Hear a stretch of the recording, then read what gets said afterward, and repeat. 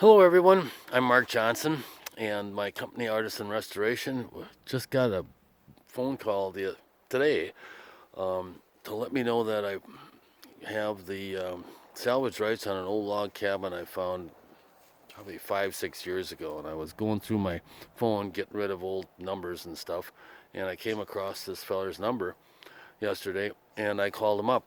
And anyhow, he his parents own the property, and he talked to him and they are willing to let me salvage all the logs I can get out of this place because it's really in bad shape.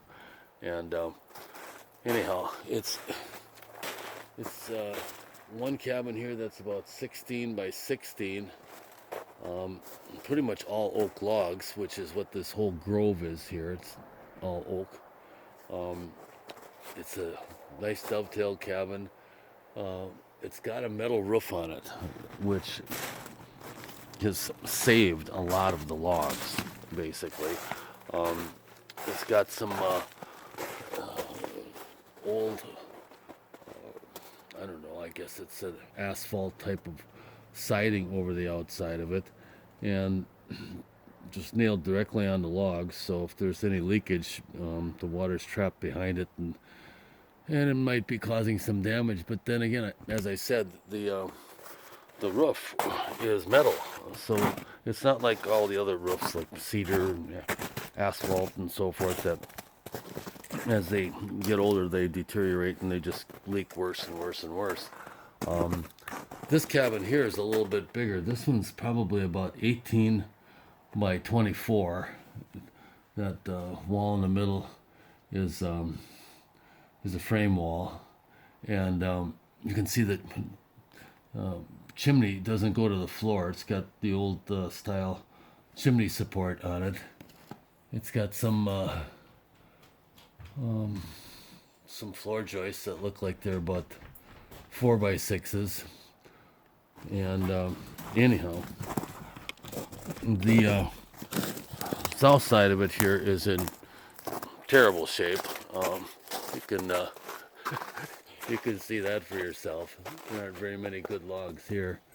The upper part above the eave line is all framed, so there isn't many logs to salvage up there. But I do want to try to get the roof steel off of it. It's the old rusty corrugated steel, and it sells for a nice price. So anyhow, we're gonna try to get over here next week before the snow gets any deeper. Um, the original road in here is overgrown with trees so bad it's easier to go through the field. But yeah, you can see from this corner here um, how bad it is. And there's that rusty roof steel that I was talking about. Some of it started to blow off over in this corner here, which probably explains why the wall's in such bad shape. But we have to cut out some trees so we can get in and out of here, and pick these logs up. But I'm pretty certain that they're all oak, and that's well, that's a good thing because they don't deteriorate quite as fast as any other species around here. Um, there's a little porch on the back here, which is it got one post under it yet, um, and there's some. It's not usually there's lath and plaster on the inside, but this one here has just got this old, um, I don't know, particle material. I call it waswood, but the floors, um, tongue and groove 1x4 fir, and over here we got the same thing. So I don't know if we'll be able to get any of that salvaged or not. There's a crawl space underneath here, and there's some logs down at the bottom. We'll see whether or not they're going to be salvageable or not.